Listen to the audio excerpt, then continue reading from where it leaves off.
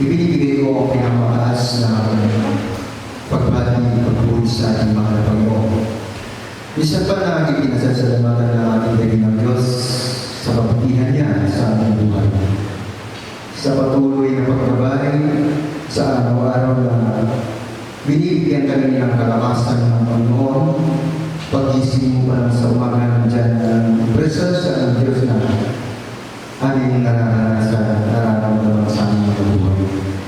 Dakila ang ating mahal na Panginoon, bakit po? Masasabi kong dakila at napakabuti ng ating mahal na Panginoon. Dahil yung pangako ng Diyos sa amin ay pinatupad niya. Amen. Masasabi ko na pinatupad ng Diyos ang mga pangako niya dahil nakikita ko yun sa ating buhay. Yung pagkilos niya, yung pag-iingat niya sa amin. Minsan, dala ng ating mga pagkukulang, dala ng ating mga pangangailangan sa araw-araw mga kapatid, hindi natin iwasan na matukso dito sa sanlibutan. Kagaya po mga kapatid na amin po guys, ibahagi sa iyo yung nangyari sa amin ni Sir yung araw ng Martes. Araw yun ang gawain ng Panginoon. Subalit, mga kapatid, habang tinitignan ko yung apps doon sa cellphone ko, sa lalaro, natukso ako doon sa isang booking na 700 pesos.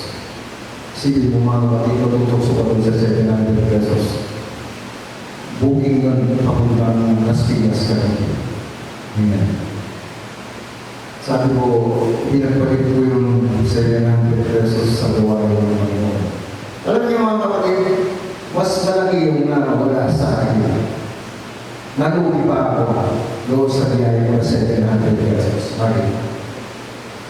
Kasi habang nasa biyaya kami ni Sir di yung motor, hindi pa kami nakakaalis ng Pampanga, kasi nasa boundary pa kami. Unang bayan ng Bulacan, Talumpit, bumaliktad yung motor. Na hindi ko inaasahan kasi yung meron siyang pataas na gano'n, tapos bukay doon sa linya. Hindi ko inaasahan na yung bukay na yun. So, masorpresa ako, biglang preno, bumaliktad yung motor. Alam niyo nakakapagtaka mga kapatid, ako lang yung nasaktan, Sister Elola, kahit lalos. Bagay, kasi piniisip ng Panginoon kung sila yung ang nagkasala, yun ang karosahan ng Panginoon. Amen. Napatunayan ko yun. Na, nung buhanin ko yung motor na gano'n kasi nga bigat niya, akala ko nabali yung pangatong itong kanang paa. Kasi hindi ko na may galaw.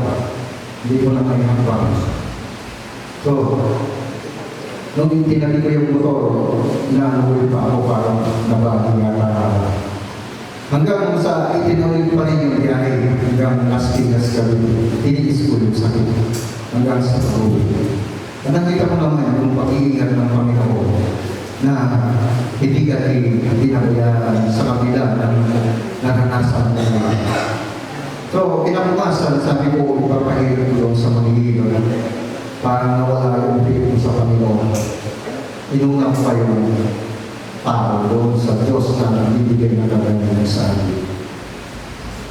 Nung ipinahirap ko mga kapatid, itong paa ko, wala nang nangyari. Hindi ko maliit. Pumunta ako doon na masakit yung paa ko, umuwi ako masakit yung paa ko.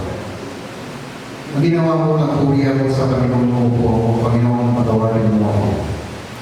Nagkulang man ako, Panginoon, iyakalin ko yung halaga yun sa gawain ko. Patawarin mo ako.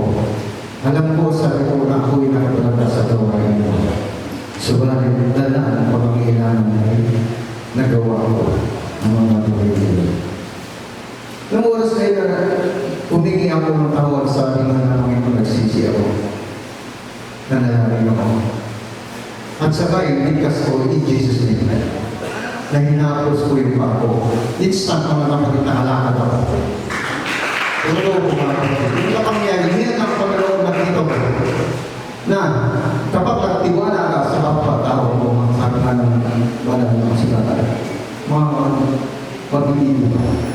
Subalit kung magtitiwala ka sa ating mahal na Panginoon, mga kapatid, hindi kayo makakabaya. Totoo, nung oras na yun, talagang hindi ako makalaan, hindi ko may hakbang yung Panginoon. Subalit nung bigkasin ko ang pangalan ng Panginoon in Jesus' name, instant nakatayo ako. Gaano po pamukira ang mahal na Panginoon, mga kapatid? Talagang ang kapangyarihan, ang pangalan ng Panginoon ay nagpapagaling. Amen. So, maraming salamat, Panginoon, na sa kabila ng mga